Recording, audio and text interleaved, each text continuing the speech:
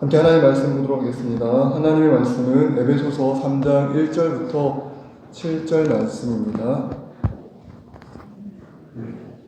에베소서 3장 7절부터 1절 말씀입니다. 신약 311쪽에 있습니다.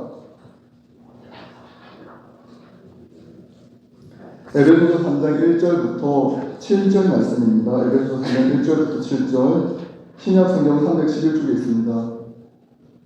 하나님 말씀을 읽겠습니다. 이러므로 그리스도 예수의 일로 너희 이방인을 위하여 갇힌 자된 나 바울이 말하거니와 너희를 위하여 내게 주신 하나님의 그 은혜의 경륜을 너희가 들었을 터이라. 곧 계시로 내게 비밀을 알게 하신 것은 내가 먼저 간단히 기록한 것 같으니 그것을 읽으면 내가 그리스도의 비밀을 깨달은 것을 너희가 알 수 있으리라. 이제 그의 거룩한 사도들과 선지자들에게 성령으로 나타내신 것 같이 다른 세대에서는 사람의 아들들에게 알리지 아니하셨으니 이는 이방인들이 복음으로 말미암아 그리스도 예수 안에서 함께 상속자가 되고 함께 지체가 되고 함께 약속에 참여하는 자가 됩니다. 이 복음을 위하여 그의 능력이 역사하시는 대로 내게 주신 하나님의 은혜의 선물을 따라 내가 일꾼이 되었노라. 아멘. 저는 오늘 그 은혜의 경륜이라는 제목으로 함께 하나님의 말씀을 나누도록 하겠습니다. 우리 옆 사람하고 좀 반갑게 인사했으면 좋겠습니다. 오후 3시에 드리는 예배가 쉽지 않습니다. 옆 사람하고 인사하실 때 이렇게 했으면 좋겠습니다. 졸지 맙시다. 이렇게 인사하겠습니다. 졸지 맙시다. 졸지 맙시다. 네.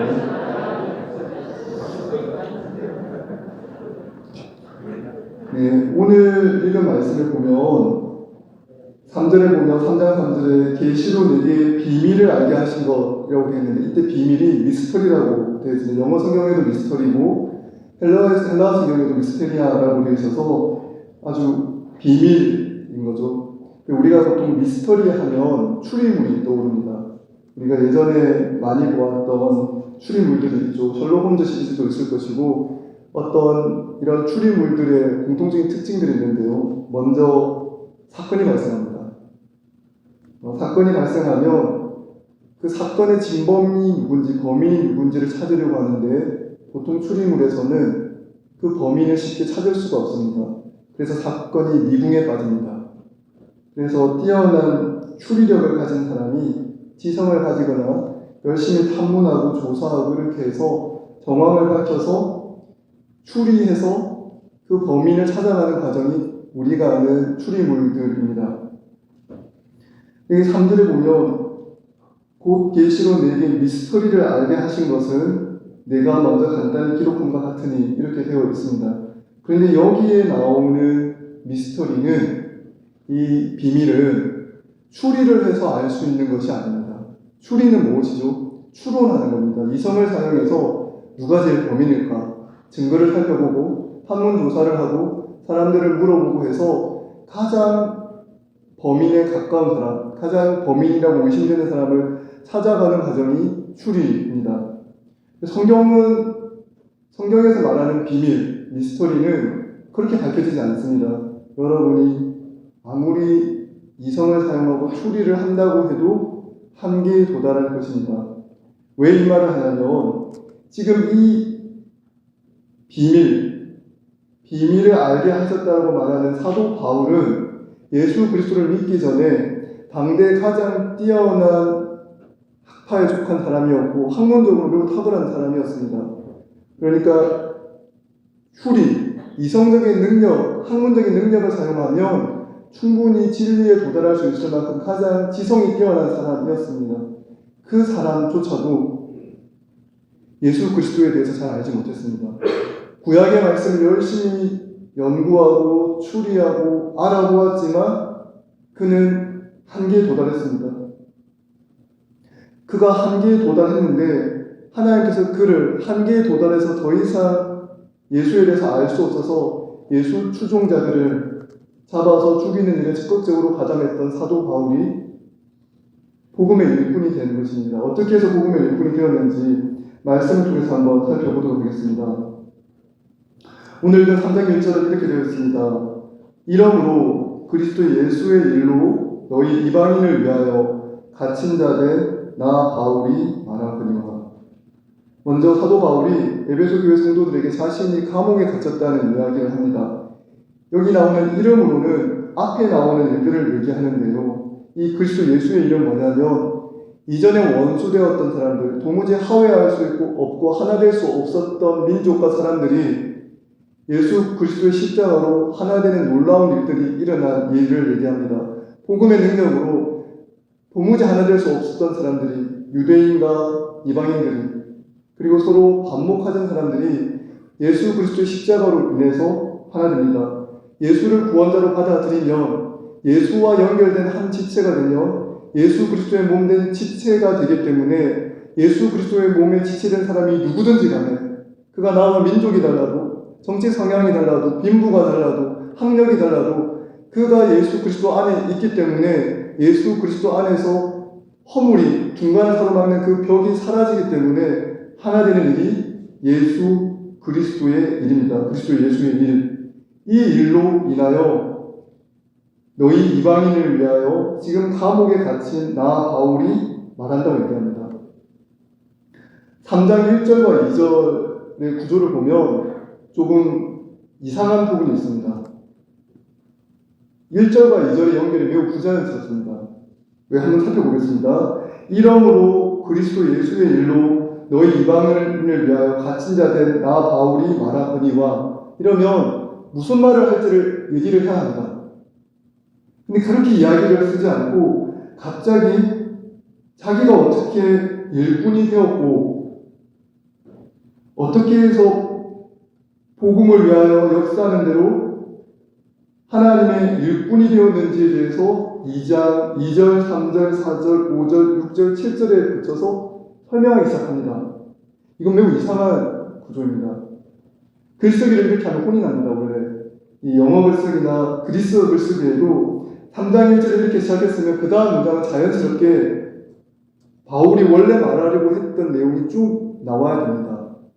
근데 사도 바울은 그렇게 시작하지 않고 갑자기 멈춰서서 나는 어떻게 하나님의 일꾼이 되었나, 그리스도 예수의 복음을 위한 일꾼이 되었는지를 설명합니다. 왜 그랬을까요? 원래 사도 바울은 글을 매우 잘 쓰는 사람입니다. 글도 뛰어나고 학문도 뛰어나고 논리력도 출중해서 이런 실수를 쉽게 할 만한 사람이 아닙니다. 그럼에도 불구하고 2절에 전혀 이상한 구조로 들어와서 이 2절부터 7절 뒤에까지 얘기하면 13절까지가 이 자신이 어떻게 복음의 일꾼이 되었는지를 설명하는데 다시 사용하고 있습니다. 왜 그랬을까요? 사도 바울이 에베소 교회 성도들을 걱정했기 때문입니다. 그리스도 예수의 일로 너희 이방인을 위하여 감옥에 갇힌 자 된 나 바울이라고 쓰고 보니 이 일로 인해서 낙심할 성도들이 생각이 났습니다. 이들은 아직 신앙이 어려서 예수를 믿어서 고난을 당한다라고 했을 때 낙심하고 낭망할 가능성이 컸습니다. 그래서 사도 바울은 멈춰서서 다시 이 일이 얼마나 영광스러운지 설명하기 시작하는 것입니다.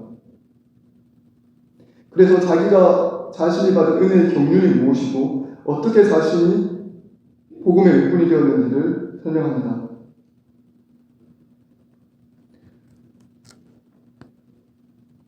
원래는 이 3장 1절부터가 이렇게 시작되어야 됩니다.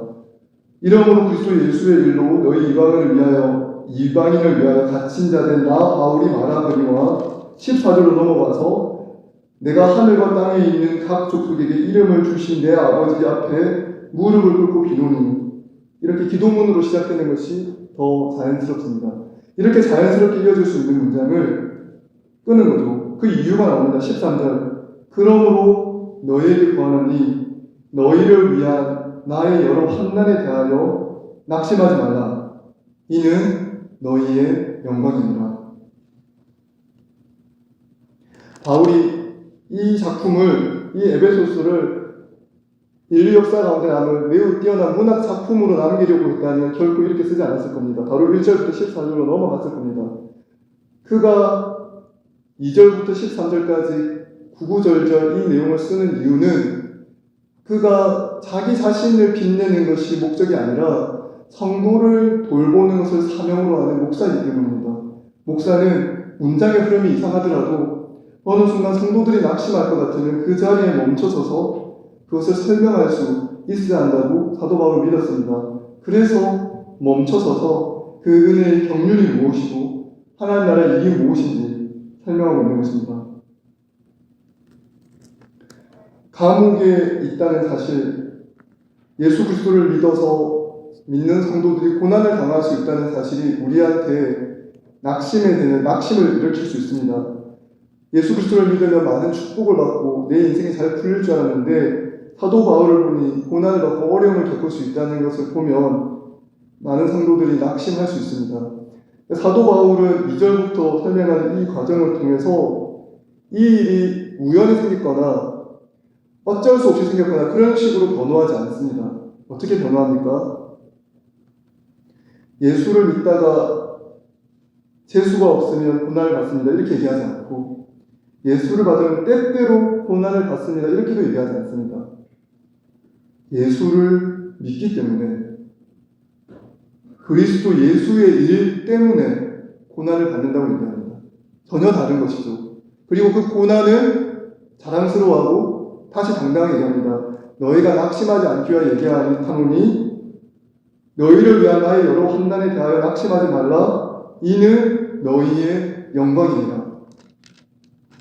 그러니까 우리가 어려움을 당한 성도들한테 이 어려움이 뜻하지 않게 생겼다 이렇게 생각하고 다음에 더 잘 될 것이다 이렇게 위로할 수도 있습니다. 그러나 그런 방식으로 사도 바울은 접근하는 것이 아니라 자신이 겪고 있는 이 어려움이 복음으로 인해 마땅히 받아야 할 고난이라고 당당하게 얘기하는 것입니다. 그걸 피하지 않습니다.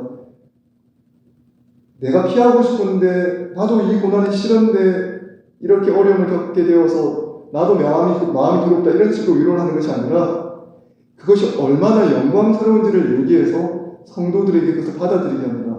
사도 바울은 에베소 교회 성도들이 믿음이 한층 더 성숙하기를 바라는 겁니다. 단순히 어리다고 해서 믿음의 초보라고 해서 그들을 위로만 하고 그들을 그냥 격려만 하는 것이 끝나는 것이 아니라 그들의 믿음이 한층 더 성숙해지기를 바랬던 것입니다.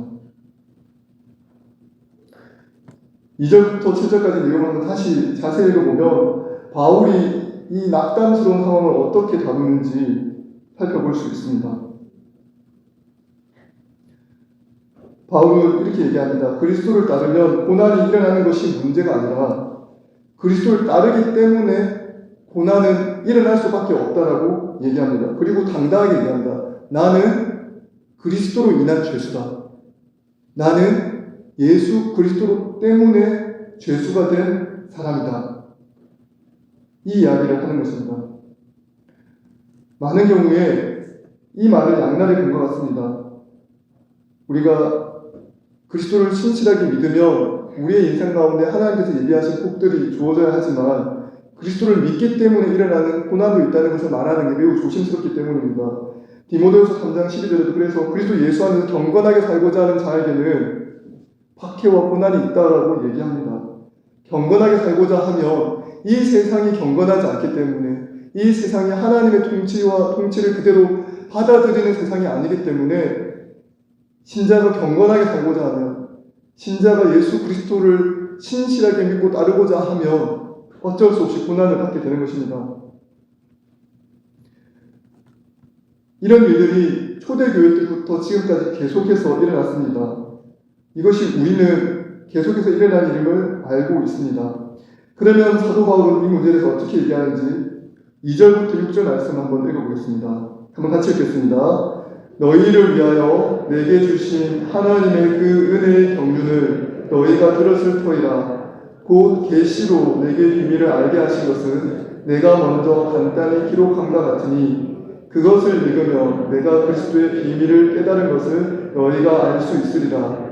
이제 그의 거룩한 사도들과 선지자들에게 성령으로 나타내신 것 같이 다른 세대에서는 사람의 아들들에게 알리지 아니하셨으니 이는 이방인들이 복음으로 말미암아 그리스도 예수 안에서 함께 상속자가 되고 함께 지체가 되고 함께 약속에 참여하는 자가 됨이라. 아멘. 사도 바울은 분명히 얘기합니다. 자기는 종이 되었다라고 얘기합니다. 나는 예수 그리스도를 믿는, 예수 그리스도를 따르는 종이 되었다라고 얘기하면서 8절에 보면 모든 성도 중에 지극히 작은 자보다 더 작은 자라고 해서 이 세상 가운데 가장 낮은 자라고 이야기를 합니다. 사도 바울이 이 계시의 비밀, 경륜의 비밀을 깨닫게 되는 방법이 있습니다. 어떻게 깨닫게 되었습니까? 처음 말씀드린 것처럼 추리를 당해서 깨닫게 된 것이 아닙니다. 지성이 뛰어나서 깨닫게 된 것도 아닙니다. 어떻게 깨닫게 되었습니까? 하나님께서 그리스도의 비밀을 깨달을 수 있도록 계시로 알게 하시고 은혜를 주셨기 때문입니다. 사도 바울이 다메섹 도상으로 걸어갈 때에, 다메섹도 달려갈 때에 하나님께서, 예수님께서 그에게 나타나셔서 빛을 비추어 주셨습니다. 그곳에서 예수 그리스도를 만났을 때, 그 예수 그리스도의 복음의 광채가 그에게 비추어졌을 때, 그때 그가 그리스도의 비밀을 깨닫게 됩니다. 그리스도를 구원자로 받아들이고, 그리스도를 하나님의 아들로 받아들이고, 그리스도의 십자가의 희생으로 모든 죄인이 용서받고 구원을 받게 된 것을 알게 된 것입니다. 그리고 그 일의 가치를 깨닫게 되었습니다. 이전에는 예수 그리스도를 따르는 사람들, 예수의 추종자들을 박해하고 예수 추종자들을 감옥에 가두는 것을 자신의 사명이라고 생각하며 살았습니다. 아무리 생각해봐도, 아무리 자기의 지성으로 연구하고 공부해봐도 예수가 거짓 선지자라고 생각하기 때문에, 거짓 메시아라고 생각했기 때문에 자기 일생을 바쳐, 자기 목숨을 바쳐 예수 추종자를 감옥에 넣는 것을 자기의 사명이라고 생각했습니다. 그런 그가 깨어졌습니다. 어떻게 됐습니까? 그 은혜의 경륜이, 하나님의 은혜의 경륜, 하나님의 은혜가 일하는 방식, 하나님의 은혜가 작동하는 방식이 사도 바울에게 알려졌는데, 복음의 빛, 은혜의 빛이 비추어 줌으로 알려진 것입니다. 이때부터 사도 바울은 삶의 통제권을 잃어버립니다. 이전에는 자기가 의도해서 살았습니다. 자기가 생각한 대로 내가 예수 추종자들을 잡아서 감옥에 가두겠다 결심하고 그 일을 위해서 다른 누구보다 열심을 내서 살았습니다. 적극적으로 대제사장을 찾아가서 공문을 달라고 하고 내가 예수 추종자들을 잡아서 감옥에 가두겠다고 열심을 내어 살았습니다. 자기 주도적인 인생을 살았습니다. 그런데 다메섹 도상에서 예수 그리스도를 만난 이후로, 그 은혜의 빛이 그 사람의 신령 안에 들어온 이후로 이전과 같은 자기 주도권은 사라졌습니다. 이제는 자기의 주도권이 누구에겠습니까? 예수 그리스도에게 있습니다. 예수 그리스도의 종으로 살아갑니다. 이전에는 사도 바울이 결심한 대로 살았습니다.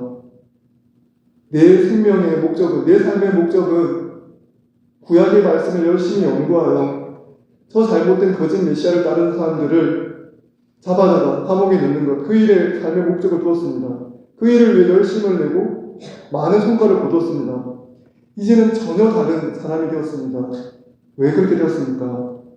그의 능력이 역사하는 대로 내게 주신 하나님의 은혜의 선물을 따라 하나님의 은혜가 그에게 선물로 주어졌을 때 전혀 다른 인생, 정반대의 인생, 예수 그리스도와 대적하는 인생을 살아가던 그를 예수께서 찾아오셔서 그에게 빛을 비추어 주셨을 때 그가 자기 삶의 주도권을 내어놓게 되었습니다. 이제 사도 바울에게 자기 삶의 통제권이 없습니다. 이제는 스스로 주인이라고 말할 수 없는 삶을 살게 되었습니다. 그래서 사도 바울은 이야기합니다. 나는 예수 그리스도의 종이다. 나의 주인은 예수 그리스도시다. 예수께서 나의 주인이 되셔서 내 삶을 인도하신다고 이야기합니다. 그러므로 이 삶이 복됩니다. 이 삶이 영광스럽습니다. 이전에 어떤 가치와 어떤 성공과도 비교할 수 없습니다. 그래서 이 일을 위하여 헌신할 수 있습니다. 감옥에 가는 것조차 유익입니다.